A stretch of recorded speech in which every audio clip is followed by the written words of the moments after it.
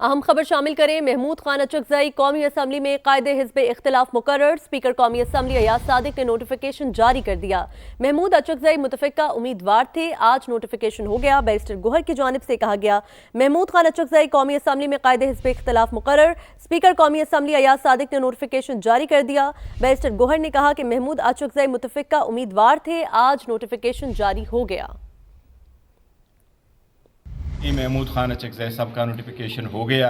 ये एक बहुत अच्छा अमल है कि ये प्रोसेस आल्दो ये हमारा ही हक था और ये हमारा हक हमें मिल गया बड़े अरसा के बाद, लेकिन ये हम फिर भी कंसिडर करते हैं कि ये एक कॉन्फिडेंस मजर के तौर पे हम ले रहे थे कि इससे अल्लाह करे कि नई शुरुआत हो, हालात बेहतर हो, लेकिन ये हमारा हक था, ये पहले भी होना चाहिए। अब मैं रिक्वेस्ट करूँगा आपकी वसातत से चेयरमैन सेनेट से भी कि उनका भी सीट जो है वो 8 अगस्त 2025 से खाली है, उसमें भी सारी डॉक्यूमेंटेशन हमने जमा की हैं और वो डॉक्यूमेंटेशन भी कंप्लीट है। अब इसी के बाद होना था।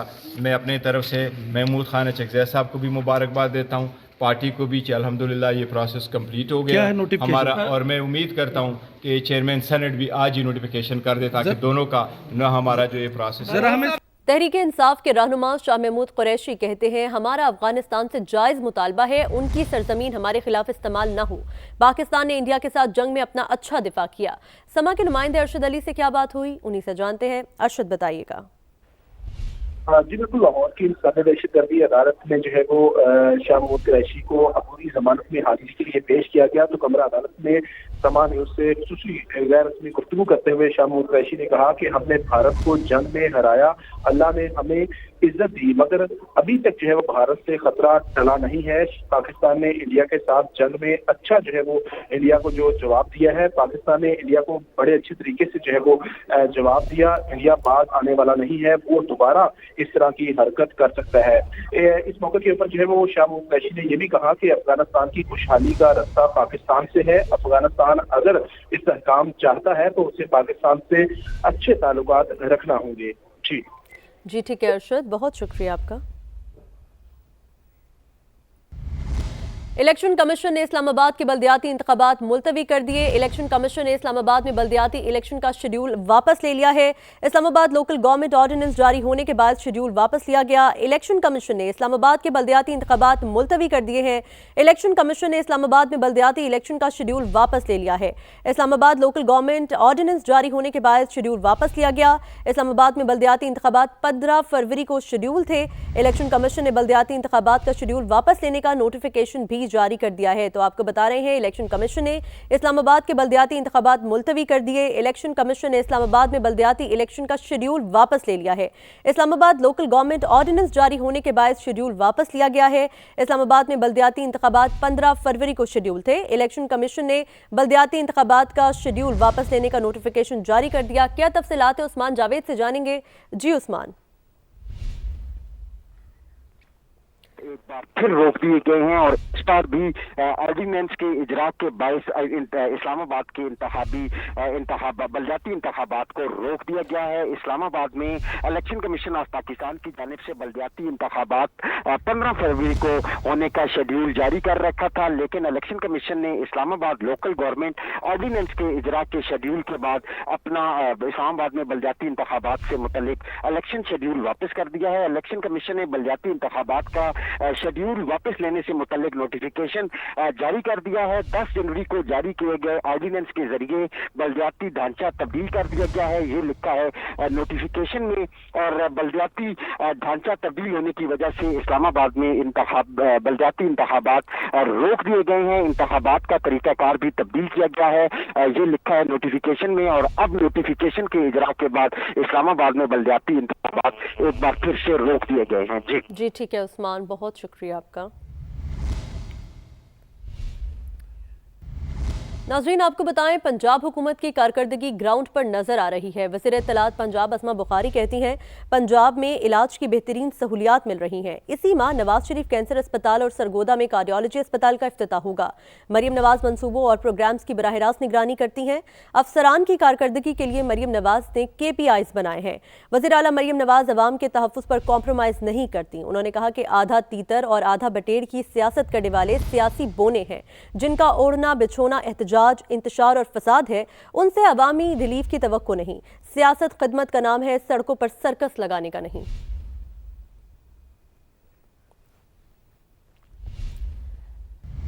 खबर यह है, अवाम पेट्रोलियम मसनूआत पर रिलीफ से महरूम। आइंदा 15 रोज के लिए पेट्रोलियम मसनूआत की कीमतें बरकरार। हुकूमत ने पेट्रोल और हाई स्पीड डीजल पर पेट्रोलियम लेवी में इजाफा कर दिया। तफसील जानते हैं इस्लामाबाद से समा के नुमाइंदे शकील अहमद से। शकील, बताएगा पेट्रोलियम लेवी में कितना इजाफा किया गया है? देखिए, इंटरनेशनल मार्केट में पेट्रोलियम मसनूआत की जो कीमतें हैं वो $60 फी बैरल से नीचे आ चुकी हैं, लेकिन हुकूमत पाकिस्तान ने आवाम को रिलीफ देने के बजाय पेट्रोलियम मसनूआत की कीमतें बरकरार रखी हैं। वजह यह है कि जो पेट्रोलियम लेवी है उसमें इजाफा कर दिया गया है। पेट्रोल पर लेवी 4 रुपये 65 पैसे फ़ी लीटर बढ़ा दी गई है और इसी तरह हाई स्पीड डीजल पर 80 पैसे फ़ी लीटर इजाफा किया गया है। पिछले एक साल से अगर कंपैरिजन करें तो 40% पेट्रोल पर और 27% हाई स्पीड डीजल पर लेवी बढ़ाई गई। इसके अलावा मिट्टी के तेल पर भी लेवी में इजाफा किया गया है। मजमूई तौर पर पेट्रोल पर 105 रुपये टैक्स है और हाई स्पीड डीजल पर 100 रुपये। पेट्रोल पर 84 रुपये फ़ी लीटर से ज़्यादा हो गई है लेवी, और इसके अलावा हाई स्पीड डीजल जो है उस पर 76 रुपये फ़ी लीटर से ज़्यादा हो गई है और बाकी मसनूआत पर भी लेवी में इजाफा किया गया है। जो IMF से एग्रीमेंट तय किया था हुकूमत पाकिस्तान ने, उसके मुताबिक इस माली साल अवाम से 307 अरब रुपये ज़्यादा पेट्रोलियम लेवी वसूल की जाएगी और पिछले साल के मुकाबले में मजमूई तौर पर 1468 अरब रुपये जो हैं वो आवाम की जेबों से निकलवाए जाएंगे। तो आवाम को उस तरह रिलीफ नहीं मिल रहा जिस तरह मिलना चाहिए। जी शकील, आपका शुक्रिया। नाज़रीन, अगले बजट में तनख्वाहदार और रजिस्टर्ड कारोबारी तबके को रिलीफ मिलने की उम्मीद है। वफाकी वज़ीर ख़जाना के मुशीर खुर्रम शहजाद ने बताया कि एनर्जी टैरिफ और टैक्सों की शरह में कमी पर भी काम जारी है। समा से खुसूसी गुफ्तगू में खुर्रम शहजाद का कहना था कि ऐसा प्लान बना रहे हैं कि हर 2 साल बाद फिर IMF के पास ना जाना पड़े। PIA की निजकारी बहुत बड़ा मरहला था जो कामयाबी से हुआ। ये समझें कि ये जो रिव्यूज़ हैं एज ए नॉर्मल कोर्स जो है चलेंगे। होमवर्क तो हमेशा होता है और ऑफ कोर्स जो पॉलिसी रिफॉर्म्स हैं, क्राइटेरिया है, वो सारा ऑन ट्रैक है। बहुत बड़ी डेवलपमेंट हुई है प्राइवेटाइजेशन से रिलेटेड, जो कि एक लैंडमार्क ट्रांजैक्शन है, वो PIA की प्राइवेटाइजेशन है। ये स्ट्रक्चरल बेंचमार्क्स में आती हैं ये चीज़ें कि जी प्राइवेटाइजेशन होनी चाहिए। यूटिलिटी स्टोर बंद हुआ है, पास्को जो है बंद किया जा रहा है, उन बैंक की प्राइवेटाइजेशन की है। SOE रिफॉर्म्स के अंदर नए बोर्ड्स लगाए गए हैं। 24 SOEs जो है ऑलरेडी प्राइवेटाइजेशन की लिस्ट में है। महंगाई जो 24-30% पे बढ़ रही थी वो आज 5% पे है। फूड की महंगाई पिछले महीने से कम हुई है। कमाने की इस्तेताअत है वो हमें बढ़ानी, वो बेहतर कर दी। पूरा प्लान ये कर रहे हैं कि बजट के अंदर फॉर्मल सेक्टर को रिलीफ मिले, सैलरी क्लास को रिलीफ मिले। एक्सपोर्ट डेवलपमेंट सरचार्ज को हटाया गया, तो एक्सपोर्टर्स ने काफ़ी अच्छा रिस्पॉन्स दिया है। एनर्जी और टैक्सेशन, इस पे काम हो रहा है। एक्सपोर्ट्स में इवेंचुअली बेहतरी आएगी।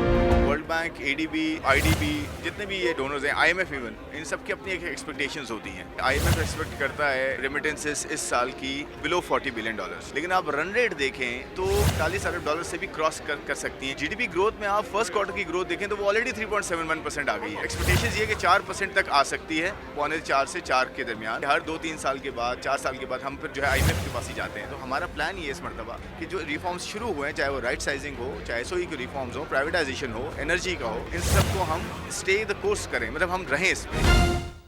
और अब ये जानिए, पेशावर में आटे की कीमतों में मजीद इजाफा। होलसेल मार्केट में 20 किलो आटे के थैले की कीमत 100 रुपये बढ़ गई।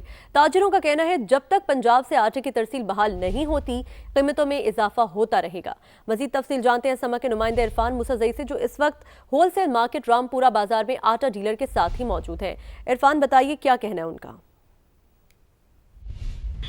जी बिल्कुल, पेशावर में आटे की कीमतों में मुसलसल इजाफा होता जा रहा है। इस वक्त भी मैं मौजूद हूँ wholesale market Ashraf road पर रामपुरा बाज़ार में, जहाँ पर मेरे साथ इस वक्त मौजूद है होल सेल ताजर सदाकत। उनसे पूछते हैं कि आज की कीमत क्या है और कितना इजाफा इसमें हुआ है। जी बिल्कुल, तकरीबन एक हफ़्ते पहले जो रेट था 20 किलो का वो 2600 रुपये रेट था, आज जो है वो 3000 रुपये रेट है। तो ये मुसलसल इसमें इजाफा आ रहा है। मेन वजह ये है कि पंजाब से मुकम्मल सप्लाई बंद है आटे की।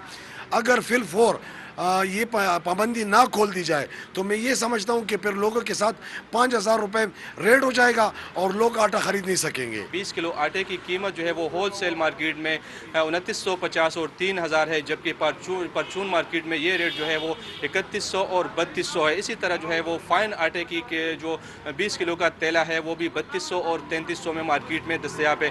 तो ताजरों का यही कहना है कि अगर फौरी तौर पर जो है वो तजदीद शुरू ना की गई तो यहाँ पर जो है वो आटा 2 से 3 दिनों में ख़त्म भी हो सकता है। जी।